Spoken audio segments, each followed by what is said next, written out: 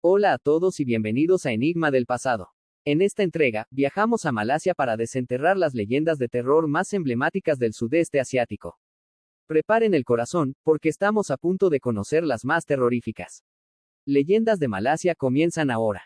La carretera solitaria de Kuala Lumpur. La noche había caído pesada y húmeda sobre las afueras de Kuala Lumpur. Las luces de la ciudad se difuminaban en la distancia, y la carretera de Bukit Antarabangsa se volvía cada vez más solitaria. Jamal, un joven taxista, lamentaba haber tomado ese turno tan tarde. El motor de su viejo Proton Saga tosía con una regularidad inquietante. Conducía por un tramo especialmente oscuro, bordeado por una densa jungla a un lado y un viejo cementerio al otro. Un escalofrío le recorrió la espalda. Había escuchado las historias, este era uno de los lugares donde se decía que los Pokón se manifestaban. De repente, los faros del coche iluminaron una figura en medio de la carretera. No era una persona, no del todo. Era algo blanco y atado. Una forma cilíndrica, de tamaño humano, envuelta en una tela blanquecina. Jamal pisó el freno con fuerza, el coche patinó y se detuvo a pocos metros de la figura. Su corazón latía con furia contra sus costillas. Era un Pokón. No había duda. La mortaja tradicional, las ataduras en la cabeza y los pies, y el cuerpo rígido, casi levitando ligeramente sobre el asfalto. El Pokón no se movió. Se quedó allí, en silencio, bloqueando el camino. Jamal intentó retroceder, pero la criatura ahora estaba más cerca, saltando con movimientos bruscos y antinaturales hacia el coche. No caminaba, saltaba. Saltaba y se acercaba. El rostro apenas visible bajo la mortaja era una masa pálida y deformada, los ojos hundidos en cuencas oscuras, fijos en él. Jamal sintió un hedor dulce y pútrido, el olor a tierra mojada y a algo más. Algo muerto. Entró en pánico. Intentó hacer un giro en U, pero el espacio era demasiado estrecho. El Pokón ya estaba a un lado de la ventanilla del conductor, su cuerpo inclinado hacia él, y de alguna manera, a través de la tela, Jamal pudo sentir su mirada llena de una profunda desesperación y rabia. Déjame ir, por favor, tartamudeó Jamal. El Pokón levantó una mano, o lo que parecía una mano bajo la tela, y golpeó suavemente el cristal. No fue un golpe fuerte, sino un toque suave que resonó en el coche como el eco de un tambor en un espacio cerrado. Jamal cerró los ojos, esperando lo peor. Pero el toque se repitió, y esta vez, escuchó un murmullo gutural y ahogado proveniente del Pokón. No eran palabras, sino lamentos, sonidos de dolor. De repente, un camión que venía en dirección opuesta encendió sus luces altas, cegando a Jamal por un instante. Cuando volvió a mirar, el Pokón había desaparecido. El camión pasó rugiendo, y Jamal, tembloroso, pisó el acelerador a fondo, alejándose de ese lugar lo más rápido posible. Nunca supo qué quería el Pokón. Liberación. Venganza. Solo sabía que había visto a la criatura que aterroriza los caminos solitarios, el espíritu de aquellos que no pudieron encontrar la paz. Y desde esa noche, Jamal nunca más volvió a tomar un turno que lo llevara por la carretera de Bukit Antarabangsa después del anochecer. Espero que le haya gustado el primer relato. Si es así, los invito a darle like al video y comentar. Sin más nada que decir, seguimos con el segundo relato. El sonido del salto seco. La aldea de Hulu Langat estaba rodeada de campos de arroz y, más allá, el cementerio de la mezquita.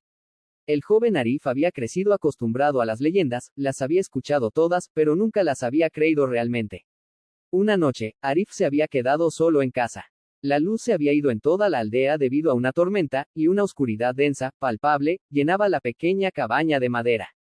Estaba sentado en silencio, tratando de que su linterna durara hasta el amanecer, cuando lo escuchó. Era un sonido sordo, rítmico, y muy peculiar, un thump. Thump, thump, como si alguien golpeara un saco de arroz lleno contra la tierra mojada. Arif reconoció el sonido al instante. No era el viento, no era un animal. Era el ruido que, según los ancianos, hacía el Pokón al moverse. Un Pokón, al tener las piernas atadas con su mortaja Kain Kafan, no puede caminar, solo puede avanzar con un salto seco y pesado. El sonido venía de lejos, de la dirección del cementerio, pero era constante y se estaba acercando. Arif se levantó y se pegó a la pared, con el oído atento. El thump, thump, thump, era más fuerte. Parecía estar moviéndose por el camino de tierra justo detrás de su casa. La desesperación le heló la sangre. La única manera de escapar de un Pokón es corriendo en zigzag, pero si está demasiado cerca. De repente, el ritmo del salto se detuvo. Silencio. Un silencio tan absoluto que Arif podía escuchar el zumbido de la sangre en sus oídos. Luego, escuchó un nuevo sonido, suave, raspante, como tela frotándose contra la madera. El Pokón había dejado de saltar y ahora estaba frente a la ventana trasera de su cocina. Arif cerró los ojos con fuerza y rezó. No se atrevió a encender la linterna, temiendo que la luz atrajera su atención. La ventana de la cocina era vieja y tenía una pequeña grieta. Arif sintió un pequeño cambio en la presión del aire y un olor nauseabundo a tierra y moho se filtró por la rendija. Un segundo después, un sonido de tela húmeda y crujiente rozó la parte exterior de la ventana. Arif abrió los ojos. En el diminuto espacio de la grieta, justo frente a su ojo, vio una mancha de blanco sucio. Estaba justo ahí. No se movía. Solo estaba esperando. Arif se quedó petrificado durante lo que pareció una eternidad. Finalmente, con un gemido ahogado, el pocón volvió a saltar. THUMP. THUMP. Esta vez, el sonido se alejaba lentamente, dirigiéndose de nuevo hacia el cementerio. Arif se quedó en el suelo, temblando, hasta que el sol asomó por el horizonte. Nunca abrió la ventana ni miró hacia afuera, pero supo que si lo hubiera hecho, el pocón no lo habría atacado inmediatamente. Habría estado allí, atado y furioso, esperando la única cosa que quería, que un humano cometiera el error fatal de desatar las cuerdas de su mortaja y liberar su alma maldita. Dejamos los cementerios para adentrarnos en la jungla profunda. En Malasia, la maleza esconde horrores silenciosos. Hoy, en Enigma del Pasado, no mires hacia arriba. Te presentamos la leyenda del Hantu Gala, el fantasma poste. El camino de bambú y el gigante silencioso. La plantación de caucho de Sungai Siput, en Perak, era famosa por su densa vegetación y los bosquecillos de bambú que se alzaban como catedrales verdes. Samani, un trabajador de la plantación, tenía que regresar a casa a pie todas las tardes, tomando un atajo a través de un estrecho sendero flanqueado por gruesas cañas de bambú. Una tarde, una tormenta de lluvia torrencial se desató justo cuando Samani salía del trabajo. La luz del sol se había desvanecido por completo, y los sonidos de la jungla estaban ahogados por el clic-clac del bambú al chocar con el viento. Cuando entró en el sendero, notó algo extraño. El camino se sentía inusualmente oscuro, más de lo normal. Levantó su linterna, buscando asegurarse de que no se desviara del camino. Justo delante, donde el camino se estrechaba entre dos enormes grupos de bambú, había una sombra. Al principio, pensó que era solo un tronco alto o quizás una pila de ramas. Pero Samani se detuvo. Los troncos no eran tan delgados. Y las ramas no se elevaban tan alto. La figura era increíblemente alta y delgada, como un poste de madera envuelto en sombras. Medía al menos el doble de altura que un hombre y parecía extenderse casi hasta donde terminaban las copas de los bambúes. Era el Hantu Gala, el fantasma poste. Samani sintió que el aire alrededor de la criatura se volvía frío. Se quedó inmóvil, recordando las advertencias de su abuelo: el Hantu Gala es silencioso y se mezcla con el entorno, a menudo se cree que es un espíritu femenino. Se queda quieto, observando. Samani pensó en correr, pero sus piernas estaban ancladas al barro. En lugar de eso, recordó el rito para ahuyentarlo. Simplemente toma un palo o una rama y rómpela. Con las manos temblándole, buscó a tientas una rama seca. Lo único que encontró fue una gruesa caña de bambú rota, demasiado grande para romperla con las manos. El Hantu Gala no se movía, pero Samani tuvo la terrible certeza de que, aunque la figura no tenía ojos visibles, lo estaba viendo y esperando. Su presencia era una presión helada.